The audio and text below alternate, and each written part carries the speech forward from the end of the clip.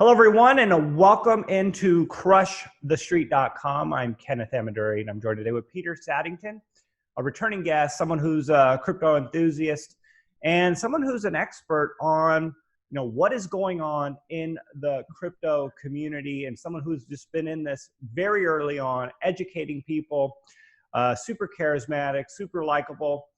He's with decentralized.tv. And he's also part of the yen.io platform, which you're going to hear more about today. I mean, if you're tired of the censorship, you're tired of, what might happen on YouTube, Twitter, Facebook, and these social media giants, when you express your thoughts, your ideas, you may want to tune into this and listen to what he has to say about this new platform. And really, in general, what it signifies about how things are moving along when it comes to blockchain, which is really exciting. So without any further ado, Peter, thanks for coming on Crush the Street with me today. Oh, Kenneth, it is always great to be with you. Thanks for inviting me back. Well, let's start off with the market. Bitcoin had a little boost higher here. It crashed down, if you will, from 10,000, to the $8,000 range. And we seem to be trading now at around $8,000. I think we're like at $8,200 now. It's moved up a little bit. But, what are your thoughts in general? For someone who is scared, they don't know what's happening. Is this a falling knife scenario? What are your thoughts on where we are with the Bitcoin and, everything underneath, the prices of crypto at the moment? Well, what I think we're seeing, and again, guys, this is my opinion and my opinion only, but what I think we're seeing really is another semi-doldrums. We have the doldrums of 2018, certainly after the 2017 the mania of 2017, and 2018 was a great time to kind of shake out weak hands, to see who's in for the long haul and those that are kind of real believers. Now, for those of us, and Kenneth, you're certainly part of this, who've been through these cycles before, this is nothing new. However, for people that have entered into the market maybe at the closing of 2018, moving into 2019, this is certainly new to them. So for me, as people have always asked me, that whenever there's some price fluctuation of more than about $500 to $1,000, I'm always getting DMs and hit up about what's going on with Bitcoin, what's going on with the price. I tell them, I say, look, this is a great year to go back to the fundamentals of Bitcoin, an opportunity for us to remember why the technology is so powerful, why Bitcoin and blockchain is continuing to expand just like the internet day by day. This is one of my greatest examples, and I'll use this example until the ad infinitum, till the day is done. But the internet is continuing to expand day by day by day into new users' hands, into new markets, new territories, new countries every day. The internet is continuing to expand. It's a protocol. Likewise, Bitcoin is a protocol as well, and it's continuing to expand into new hands, new people, new demographics, new cultures, new markets. And so I look at 2019 as a real opportunity to go back to the fundamentals of Bitcoin and say, hey, is this continuing to expand? Is Satoshi Nakamoto's vision continuing to move forward, and are more and more people entering into the market? The answer is unequivocally yes.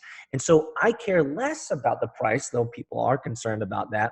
But I say, look towards the future. Where is this going to be expanding? Where are markets that you think that Bitcoin and cryptocurrency are going to go into, and how is that going to influence and inform your investment strategy?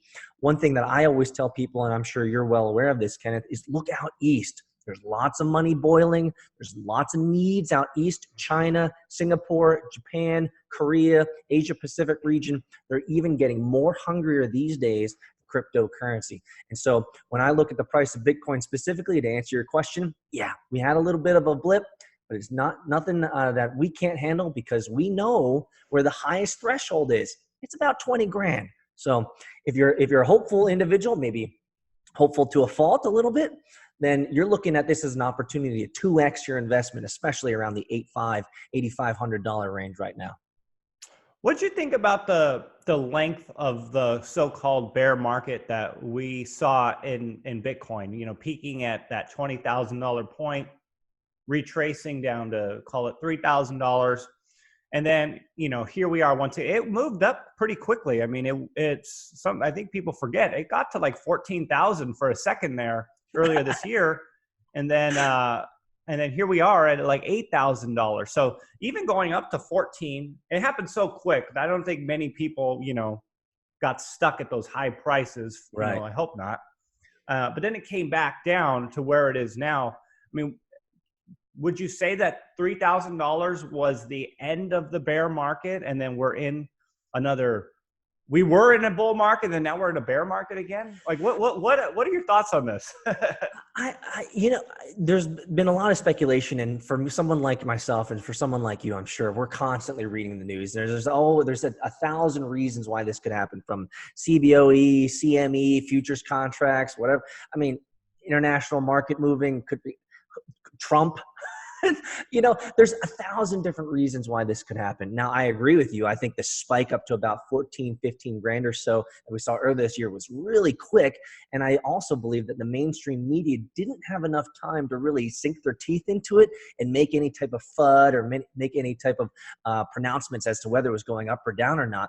But it ended up shifting back downwards. And so for me, I see this not as a bull market moving into a bear market. I see this as merely a mid-year correction, and we actually kind of generally see this during the seasonality of the summer, the doldrum months of summer anyway. And so what I would expect, if anyone were to put a gun to my head and say, Peter, make a prediction, I would say that we're probably going to be moving back up towards those numbers as we move into the fall and even into the winter months, especially when it comes to companies and accounting and moving money. That generally happens closer to the end of the year. So I would say, you know what? Hold on, see what the fall and winter months are going to be doing, and maybe you can get some great tax write-offs if I'm wrong. Yeah, that is the worst case scenario. Well, what are your thoughts then on the managed money entering the cryptocurrency space? I know I spoke to a money manager, and they get their commissions off of owning stocks and different things that they can charge for. A little bit more difficult to do with Bitcoin or other cryptocurrencies. There's not vehicles to really do that with to a very large degree. But I would assume and imagine that when we really start to get this going, that's going to create a demand that's going to come from so many different places, from people who don't even care about crypto. They just want a diversified portfolio, and crypto might just be a part of that. It's like people that are seeking out crypto are buying crypto. But I feel like we're going to get to a point where it's just going to be part of everybody's lives, and people aren't even going to know it. Exactly. You are exactly on the money, Kenneth. This is the slow attrition of Bitcoin in the positive direction. People are getting broken down. And this is not I'm using negative verbiage here, but it's the attrition of Bitcoin. Bitcoin is going to continue to expand into the collective consciousness of not only the general public and retail investors like you and I, but to money managers, fund managers, and large institutions. We've seen this over the last 3 or 4 years as bigger institutional money is entering into the cryptocurrency space, and you hit it on the nub. I'm telling you, more and more people are offering services now to include cryptocurrency. Forget Bitcoin for a second, but let's do a broader brush. Is that cryptocurrency is now becoming, I hate to say this too early because I don't want to be too early here, but I would say that cryptocurrency needs to be a de facto part of a balanced portfolio. And I'm seeing that more fund managers, money managers are realizing that it just makes sense to diversify into this, volatile asset, whatever you want to call it. But man, I'll tell you, it is happening, it is growing, and I'm having more conversations with retail investors who say, hey, my guy at Schwab, my guy at E-Trade, they were talking about, diversifying into crypto. And I say, awesome, excellent. That's exactly the way it's supposed to be. So yeah, we're all heading in the right direction. Peter, let's talk about Libra, Facebook's Libra coin, and the platform and what they're doing, the implications of this. Not many people that don't understand crypto would understand that this is different than Bitcoin, right? I mean, it's basically, the US dollar, another way to own the US dollar, and blockchains used to, make things transparent and really give Facebook an edge when it comes to data and, cost efficiencies and people, right? Everything, it makes things cheaper, and, connects people to their ecosystem. But, people associate it with Bitcoin and blockchain. And so in your opinion, do you believe that the onboarding of Libra is going to bring more people in to blockchain and help Bitcoin, or does it kind of distract from what the goal of blockchain and cryptocurrency started for in the beginning? That is a great question, and it needs to be unpacked a little bit. So let me qualify with this. If I were to look at Libra from a purist standpoint, a dogmatic standpoint, a Bitcoin purist of sorts, I would look at Libra as a distraction. Certainly, I'd say, hey, it's away from the core values of crypto. Forget crypto. It's away from the core values of Bitcoin. It's away from the core values of the original white paper from Satoshi Nakamoto. But I'm not going to go that far. I don't see Libra as a distraction. I see Libra as a value add. Does it have the same undergirding principles and philosophy of Bitcoin? Absolutely not. I think we need to make that fundamentally clear to anyone out there. Libra coin is not Bitcoin. It's not. In many cases, I think you could probably even make an argument that it's not even really cryptocurrency, because it's centrally controlled and Facebook's basically entering into the market as a bank. I look at the bright side of things. I look at the positive opportunity here. Facebook has now, and this is so powerful, Kenneth. Facebook now has the biggest captive audience of banking opportunity than any other bank in the world. They have hundreds of the billions of people that they can now add an abstract layer of a financial application layer to, and they can say, look, we can now. You can do Facebook, you can do connect with people, do all this fun stuff, but now you can transact. I look at this as a grand scheme that's going to help cryptocurrency and Bitcoin in the long run, because as more people say, wow, I can really transact with this Libra coin, and there's an option now that I can trade it for Bitcoin. Hopefully there's going to be enough marketers, enough people like you and I who will say, it might be valuable to switch some of that Libra coin into other cryptos, diversify your portfolio, be a smart investor. I just see this as a big win. And I think if I were to put my mouth in any of the bankers' heads, I would say that the biggest people that need to worry are the big conglomerate banks, because now Facebook has a larger captive audience than they do. They have a lot more purchasing power than they do. They have a lot more reach than they do. And Facebook is more multi-international than any bank on the planet.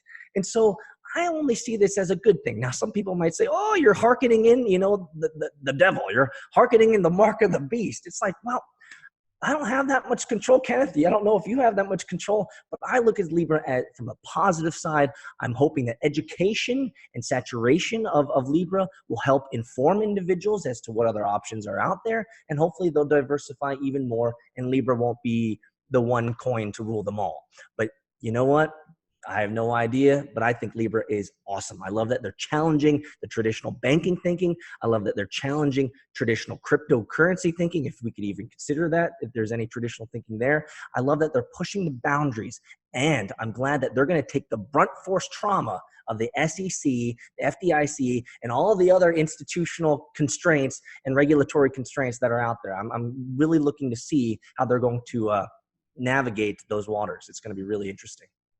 Well, I'd have to agree. I mean, and I kind of look at it as how Coinbase was in 2016. I mean, thanks to Coinbase, we had this onboarding of millions of people who, got introduced to Bitcoin through the banking system, right? Not exactly what Bitcoin was founded on, and, the anonymity and the privacy. I mean, as soon as you did that, you're not exactly private anymore. You're giving your information away, but, it onboarded and introduced it to millions and millions of people, which obviously got it to 20,000. And then, everything snowballed from there. So you have to consider and, look at it as a multifaceted and nuanced situation, and can't be so dogmatic about something.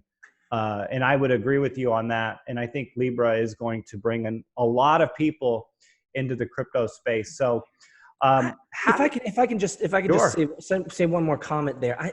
And you were there just as I was with Coinbase and all the the hype or FUD around Coinbase, and entering in and moving prices up, getting people into Bitcoin Cash, Ethereum, Litecoin. It's 2019. All that bad press, all that FUD, and all the fear mongering about, they added Bitcoin Cash. It's going to take away from the trueness of Bitcoin, and it's going to dilute the effectiveness of the expansion of crypto. It's 2019, guys. What happened? 2016 Coinbase, 2017 Coinbase, nothing really changed. The market didn't die. We didn't go anywhere. Yeah, a lot more people bought into Bitcoin Cash than maybe others would have liked. No one's arguing that point anymore. The expansion of cryptocurrency was helped by an institution like Coinbase. And for all the flack that they got, you know what? They've still stayed the course. Brian Armstrong, here's a big handout to you. Stay the course. Continue to promote cryptocurrency however you can. And I think Bitcoin is going to, I know that Bitcoin is going to win in the end. So that's the same kind of vein. That's the same filter that I use for Libra. Bitcoin's going to win in the end from this. How it's going to play out, no idea. But I love the fact that they're willing to push the envelope. And for me, I'm a big supporter of that. Yeah, I couldn't agree more.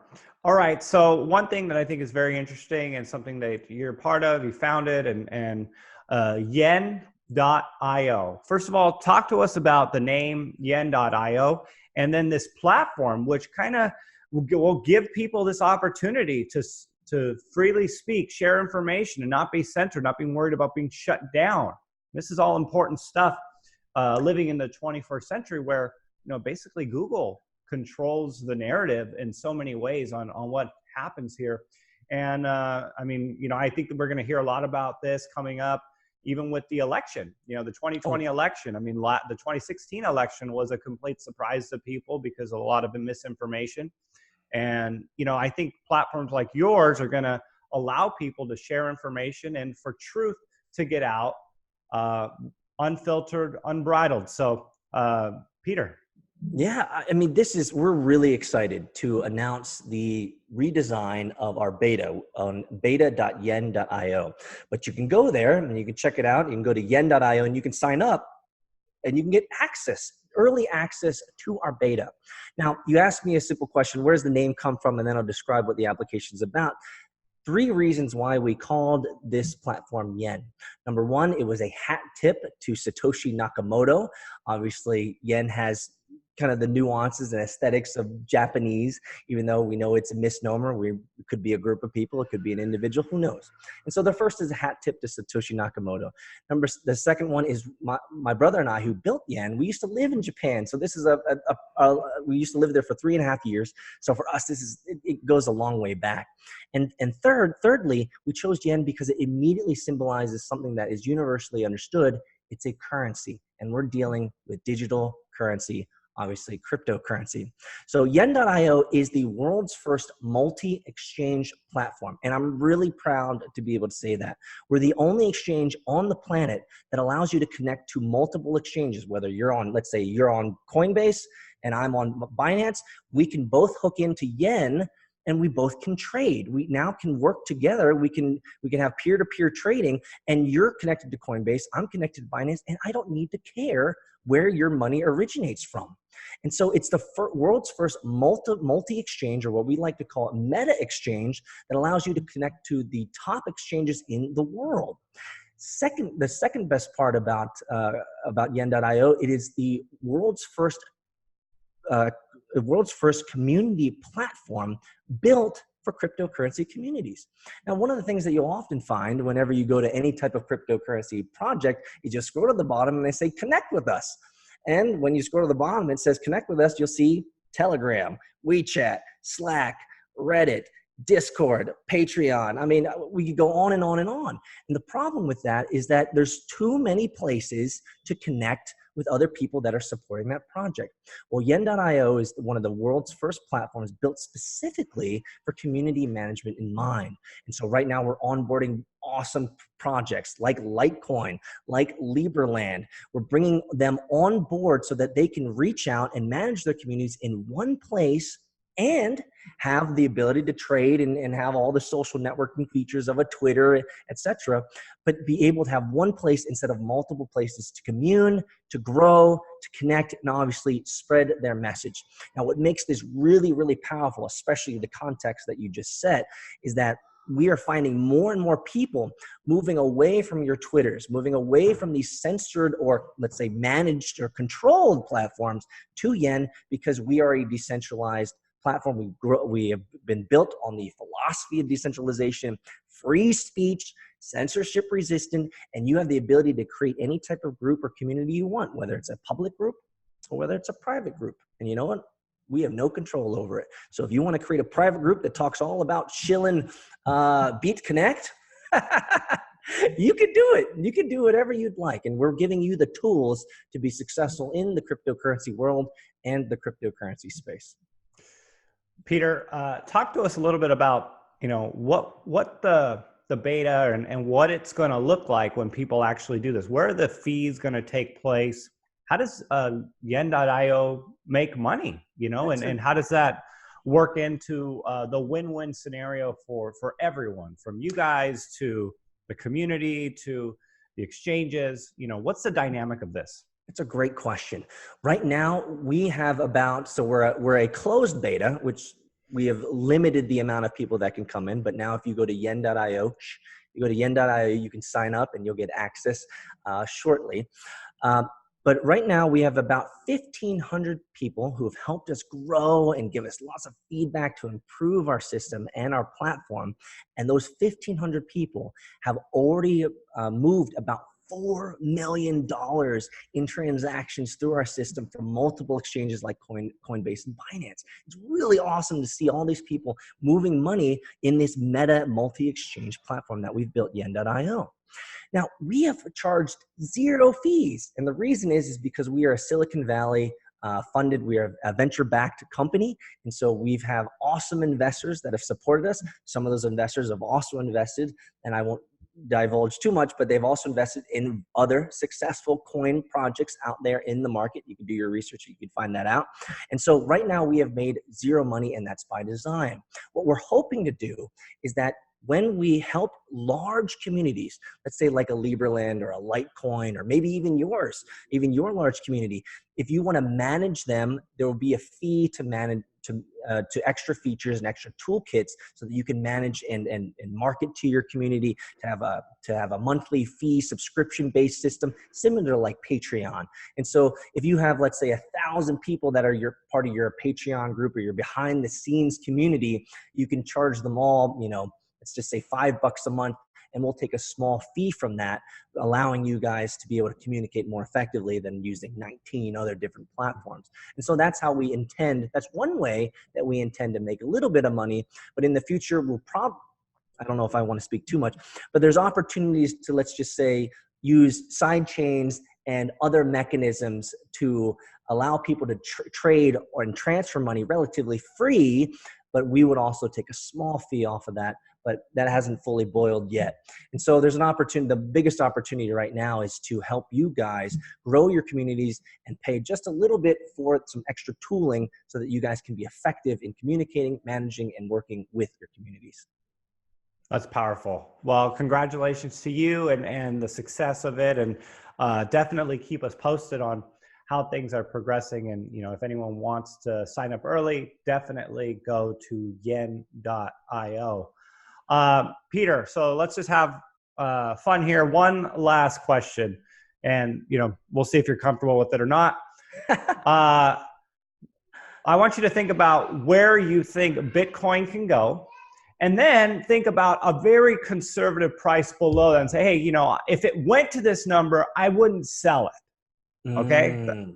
Like, it's because you think like, okay, it's high, but it's conservative. It's like, no, I would love it if it's at this price, but it's not that high where I'm like, oh, I feel like it's time to sell it because I'm so overexposed to Bitcoin. Well, I can give you what I've generally been whispering to close colleagues and friends that text me. Hello out there, everyone who does that, who text me and say, hey, Peter, Bitcoin's at 12,000 right now. What should I do? What I always tell them, I say, hey, look, pick a number ahead of time. Don't wait for the market to get to a number to make a decision, but make a conscious decision ahead of time when it hits this number that you're going to take some profits, or what we call profit taking, right? And so I say $15,000 would be a great exit for a little bit of profit taking and rewarding yourself. Now, we've already seen the threshold that it can go up to 19, 20 grand. So that is totally doable and within the current spectrum of reality that Bitcoin can hit. So for me, being against the upper echelon, the upper statistical level here of 19, 20 grand, I'd say 15, take a nice cut, take it in some profit taking, enjoy yourself a steak dinner, and hodl on and hodl strong. That's the way that I would look at it. As we're moving past 15, you know what? If you want to take some more, great. But I'm telling you, and I don't hold a crystal ball here, but I have a feeling, Kenneth, that once we cross the 20 grand, we're going to see probably what we saw in March or April, if I can remember, of 2017, when it blasted past like 1,200 and then it shot to like 2,500. I could totally see that happening in the 20 grand area, where it gets past 20 grand and then suddenly you wake up, it's 25 grand.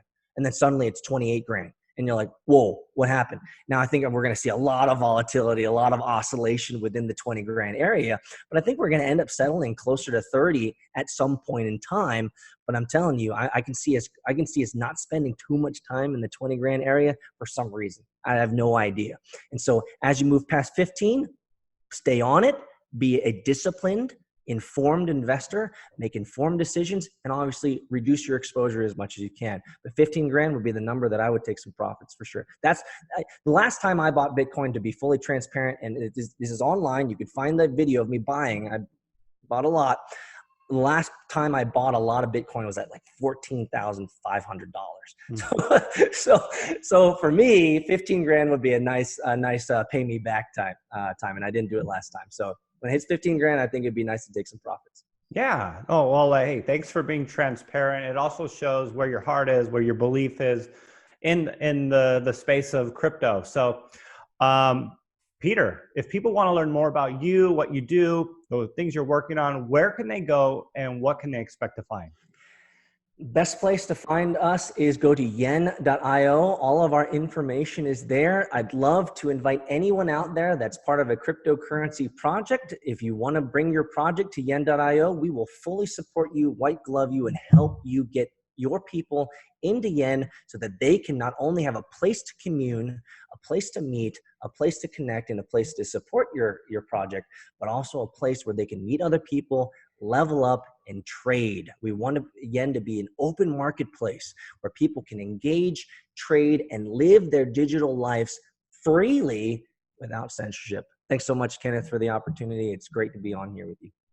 Thanks, Peter, for coming on and sharing your wisdom with us. We'll have to do it again here in the very near future.